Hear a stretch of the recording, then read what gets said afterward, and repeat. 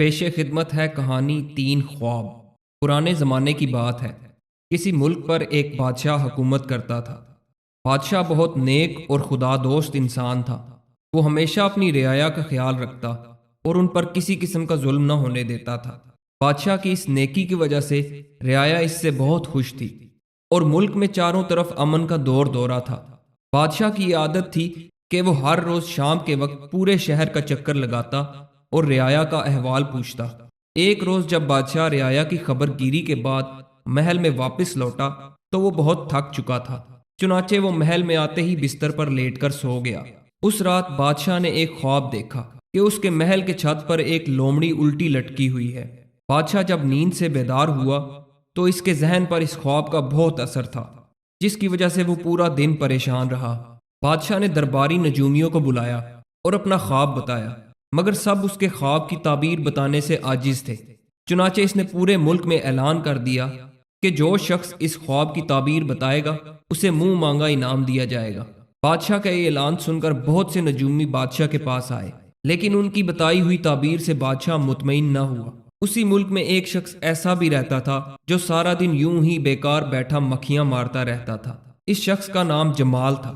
جمال نے بادشاہ کا اعلان سنا تو اس کے دل میں بھی انعام حاصل کرنے کی خواہش پیدا ہوئی، چنانچہ وہ شہر سے باہر چلا گیا۔ جمال کو ایک ایسے بزرگ کا پتہ معلوم تھا جو بہت پہنچے ہوئے تھے، چنانچہ وہ شہر سے باہر جنگل میں چلا گیا جہاں وہ بزرگ رہتے تھے۔ وہ بزرگ دن رات عبادت الہی میں مصروف رہتے تھے۔ بزرگ نے جمال کو بتایا کہ بادشاہ کے خواب کی تعبیر یہ ہے کہ عنقریب اس کی رعایا میں مکاری، عیاری اور دھوکے بازی پیدا ہو جائے گی اور کوئی بھی شخص اس سے محفوظ نہ رہ سکے گا۔ جمال یہ تعبیر سن کر بہت خوش ہوا اور اس نے بزرگ سے وعدہ کیا کہ وہ انعام کی آدھی رقم ان کی خدمت میں بطور نذرانہ پیش کرے گا۔ اس کے بعد وہ بادشاہ کے محل میں جا پہنچا اور اس کی خدمت میں حاضر ہو کر اس نے خواب کی تعبیر سنائی۔ بادشاہ اس کی یہ تعبیر سن کر بہت خوش ہوا اور جمال کو بہت سا انعام و اکرام دیا۔ اتنا سارا مال دیکھ کر جمال کے دل میں لالچ پیدا ہو گیا اور وہ بزرگ کی خدمت میں حاضر ہو کر آدھا انعام پیش کرنے کی بجائے سیدھا اپنے گھر چلا گیا۔ اسی طرح کافی عرصہ گزر گیا۔ ایک رات بادشاہ نے ایک اور خواب دیکھا کہ اس کے محل کی چھت پر ایک ننگی تلوار لٹک رہی ہے جس سے خون کے قطرے ٹپک رہے ہیں۔ یہ خواب دیکھنے کے بعد بادشاہ پہلے سے بھی زیادہ پریشان ہو گیا، چنانچہ اس نے فوراً جمال کو اپنے محل میں طلب کیا اور اس سے خواب کی تعبیر دریافت کی۔ جمال خود تو کچھ نہیں جانتا تھا،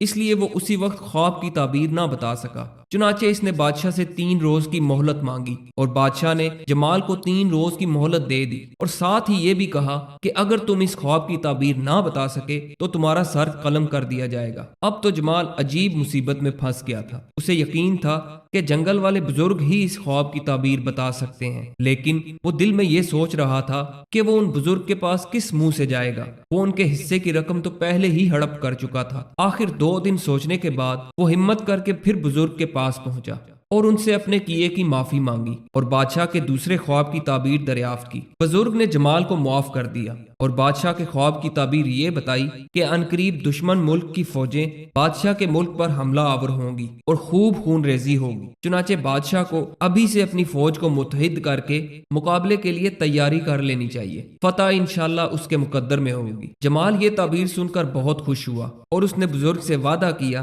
کہ اس دفعہ وہ انعام کی ساری رقم ان کی خدمت میں پیش کر دے گا۔ اس کے بعد وہ خوشی خوشی بادشاہ کے پاس آیا اور اسے اس کے خواب کی تعبیر سنائی۔ بادشاہ نے اپنے خواب کی تعبیر سن کر جمال کو شاباشی دی اور پہلے سے بھی زیادہ انعام دیا۔ زر و جواہرات کے ساتھ ہی بادشاہ نے جمال کو ایک تلوار بھی انعام میں دی۔ یہ تمام چیزیں لے کر جمال بزرگ کی طرف روانہ ہوا۔ راستے میں پھر اس کے دل میں لالچ پیدا ہو گیا، چنانچہ اس نے فیصلہ کیا کہ اب اس بزرگ کا قصہ ہی پاک کر دیا جائے۔ اس کے پاس بادشاہ کی دی ہوئی تلوار موجود تھی، چنانچہ اس نے بزرگ کے پاس پہنچ کر ان پر تلوار سے وار کیا اور اپنی طرف سے انہیں قتل کر کے چلا گیا۔ لیکن خدا کا کرنا ایسا ہوا کہ بزرگ قتل نہ ہو سکے، مگر زخموں کی شدت سے وہ وقتی طور پر بے ہوش ہو گئے۔ اس کے بعد 1-2 مہینے میں ان کے زخم بھر گئے اور وہ بالکل صحت یاب ہو کر پہلے کی طرح عبادت میں مصروف ہو گئے۔ کئی مہینے اور سال اسی طرح گزر گئے۔ جمال اب بہت امیر ہو چکا تھا اور بادشاہ کے خاص لوگوں میں اس کا شمار ہوتا تھا۔ بادشاہ وقتاً فوقتاً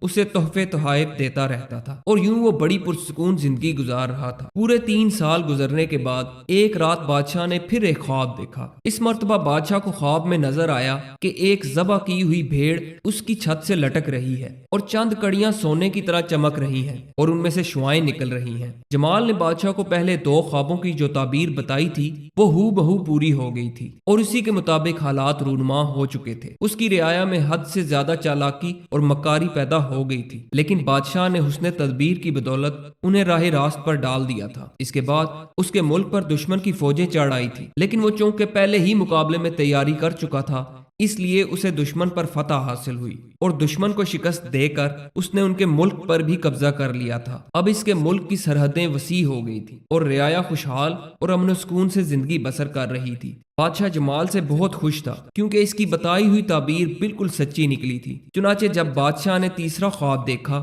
تو پھر جمال کو طلب کیا اور اپنے خواب کی تعبیر پوچھی۔ اب تو جمال بہت پریشان ہوا۔ جن بزرگ نے اسے پہلے خواب کی تعبیریں بتائی تھیں انہیں وہ اپنے ہاتھوں سے ہی قتل کر چکا تھا۔ چنانچہ اس نے بادشاہ سے پھر 3 دن کی مہلت مانگی اور گھر آ کر اپنے کمرے میں بند ہو کر بیٹھ گیا۔ اس کی سمجھ میں کچھ نہیں آ رہا تھا کہ اب وہ کیا کرے۔ آخر وہ تنگ آ کر گھر سے نکلا اور اسی جنگل کی طرف روانہ ہو گیا، اسی آس میں کہ شاید کوئی اور بزرگ مل جائیں اور اس کی مشکل آسان کر دے۔ جمال پریشان حالت میں جنگل کی طرف جا رہا تھا کہ اچانک اسے اپنے سامنے وہی بزرگ نظر آئے جنہیں وہ اپنی دانش میں قتل کر چکا تھا۔ بزرگ کو اپنے سامنے صحیح سلامت دیکھ کر جمال حیران رہ گیا۔ اس وقت اس کی حالت یہ تھی کہ زمین پھٹ جائے اور وہ اس میں سما جائے۔ وہ شرم سے پسینہ پسینہ ہو رہا تھا، چنانچہ اس نے ندامت سے اپنا منہ چھپا لیا۔ بزرگ کا سامنا کرنے کی اس میں ہمت نہ تھی۔ کافی دیر تک جمال کی یہی حالت رہی۔ اتنے میں بزرگ کی آواز اس کے کان میں پڑی، بیٹا میرے قریب آؤ، تم کچھ پریشان دکھائی دے رہے ہو۔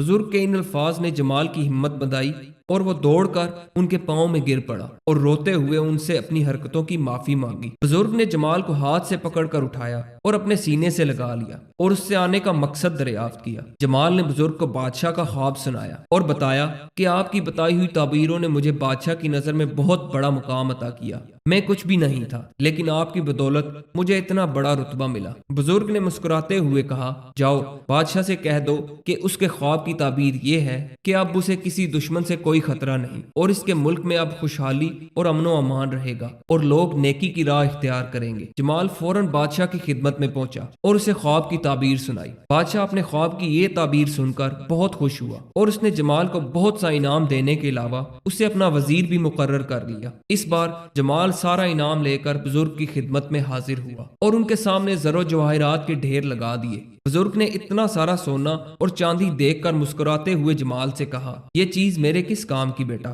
جاؤ یہ سب کچھ تمہارا ہے۔ جمال نے بزرگ کے سامنے ہاتھ جوڑتے ہوئے اور گڑ گڑاتے ہوئے اپنے پچھلے تمام گناہوں کی معافی مانگی۔ بزرگ نے کہا کہ تم نے جو کچھ بھی کیا ہے اس میں تمہارا کوئی قصور نہیں ہے، کیونکہ ایسا ہونا ہی تھا اور یہی بادشاہ کے خواب کی تعبیر تھی۔ تم نے پہلے مجھے انعام کا آدھا حصہ نہ دے کر بادشاہ کے پہلے خواب کو پورا کیا، پھر مجھ پر تلوار اٹھا کر بادشاہ کے دوسرے خواب کو پورا کیا، اور اب تم دیانت داری اور نیکی کی مثال قائم کر کے بادشاہ کے تیسرے خواب کو پورا کر رہے ہو۔ دوستو یہ کہانی آپ کو کیسی لگی؟ کمنٹس میں آپ کی رائے کا انتظار رہے گا۔ کہانی سننے کا بہت بہت شکریہ۔